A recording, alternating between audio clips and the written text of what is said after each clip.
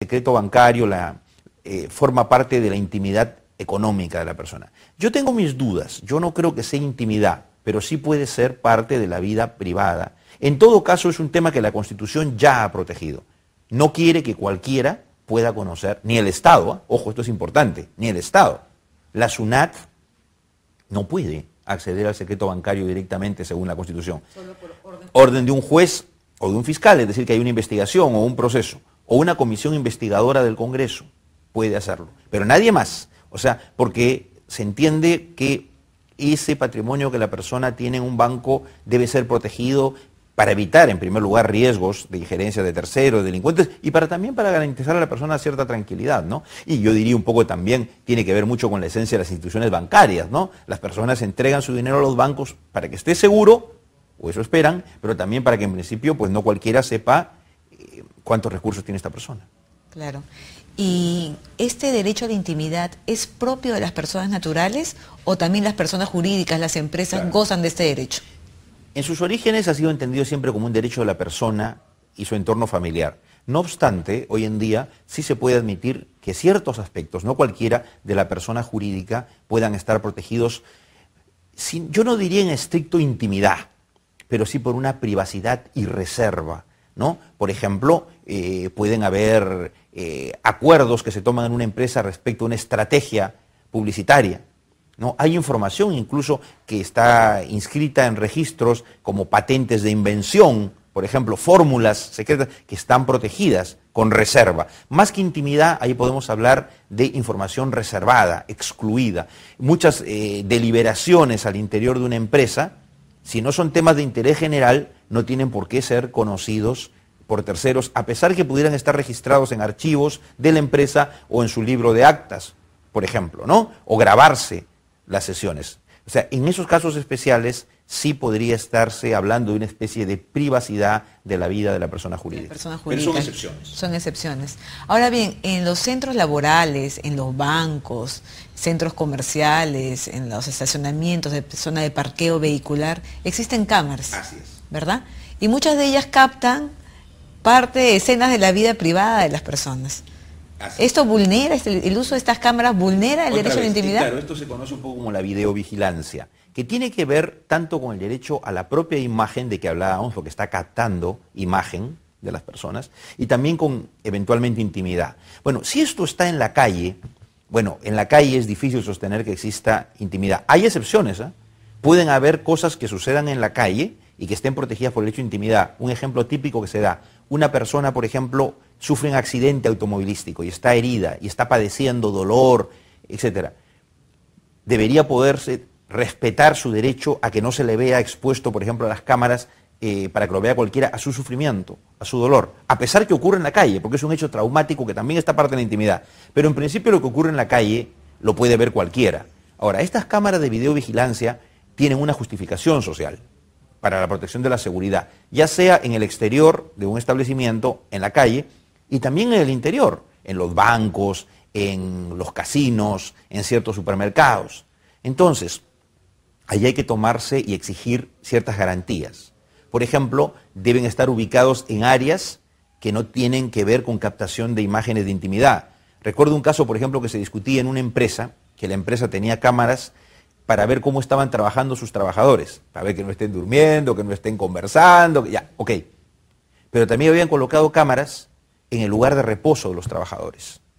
Y eso tenía que prohibirse, porque el área de reposo es por esencia un área privada, donde no se tiene por qué captar ni imágenes ni conversaciones. Por estos temas, por ejemplo, del control contra el narcotráfico, en muchos aeropuertos o en otros lugares, a veces en una discoteca, en los baños hay cámaras. Entonces, por ejemplo, se entiende que debería ubicarse en lugares de los baños que ya no lleguen a afectar demasiado una intimidad de la persona y se debe advertir, se debe indicar, por si acaso, así como a veces en una llamada telefónica le dicen la grabadora, por si acaso esta llamada podrá ser grabada, porque necesitan mi consentimiento para grabarla, se colocan cámaras y puede haber una cámara eventualmente, no en un lugar indecoroso e incómodo del baño, pero puede haber en un baño, porque pueden querer ver que en un aeropuerto no haya ahí una transacción, por ejemplo, de entrega de drogas, o hasta puede estar cometiéndose un delito en un baño. Entonces, pero eso sí, debe haber una advertencia, ¿no? En este lugar hay cámara, en este lugar se filma, uno tiene derecho a exigir para no verse sorprendido. Si sin su consentimiento hay una cámara en un lugar que no tiene por esencia una vocación pública, se estaría violando el derecho a la intimidad y a la captación de la propia imagen. Y más aún si es que eso lo difunden en determinados medios. Claro, claro, porque una cosa es grabar por razones de seguridad todo el suceso que hay en estos últimos días de unas escenas en un ascensor.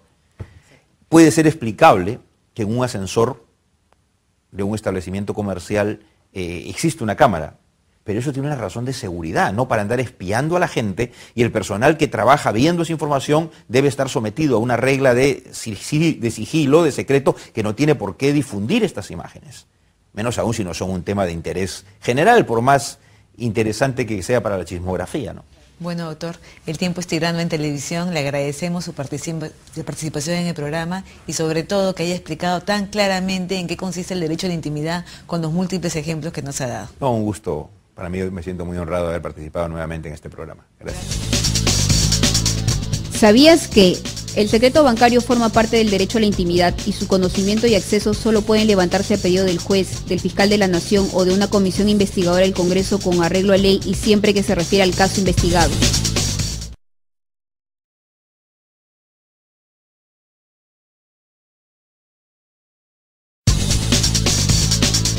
¿Sabías que el domicilio protegido por la Constitución tutela, entre otros, el recinto o vivienda, sea móvil o inmóvil, de uso permanente, transitorio o accidental, así como todos aquellos espacios cerrados en donde las personas desarrollan su intimidad y personalidad separada de los terceros? Regresamos con tus derechos. Es momento de presentar la segunda parte de la entrevista realizada por el secretario general del Tribunal Constitucional, el doctor Francisco Morales Arabia, al representante de la OIT, el señor José Daza, quienes hablarán acerca del derecho de consulta de las comunidades indígenas. La OIT tiene a veces, realiza estudios mundiales sobre una problemática laboral o también desarrolla proyectos o programas. ¿Algunos que usted considere relevantes difundir o mencionar? Sí, bueno, dependiendo de las regiones o de los continentes hay una serie de prioridades, pero digamos que hay una serie de prioridades comunes, unas hasta cierto punto permanentes y otras coyunturales. Por ejemplo, la promoción de los derechos fundamentales en el trabajo, como es la erradicación del trabajo infantil. Ese es un programa que existe en todo el mundo. Prácticamente todos los países miembros de la organización tienen algún programa específico que coadyuva a esta noble finalidad.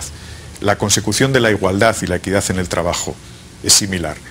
Últimamente, desde hace un par de años, con motivo de la crisis económica y financiera que ha sacudido a todo el mundo, tenemos una serie de programas que van dirigidos precisamente también a la promoción del empleo, al mantenimiento del empleo y a ayudar a aquellas personas que tienen dificultades en la obtención o mantenimiento del empleo, por ejemplo los jóvenes. Ahora mismo tenemos una gran focalización en programas de empleo para jóvenes y en muchos países esto se ha constituido en una prioridad que probablemente incluso sin la crisis económica que ha afectado a tantos países seguiría siendo una prioridad, porque hay que tener en cuenta que el desempleo de jóvenes duplica prácticamente el desempleo de adultos, así que merece una atención especial. Pero justamente en esto de los grupos de especial, estos grupos más vulnerables, están los pueblos indígenas. Y la OIT tiene un convenio muy famoso que es el 169. ¿Cómo se da este convenio? Porque este convenio marca un hito respecto de la visión de la OIT sobre los llamados pueblos indígenas. Bien, la historia de la OIT y los pueblos indígenas y tribales también data de muy antiguo.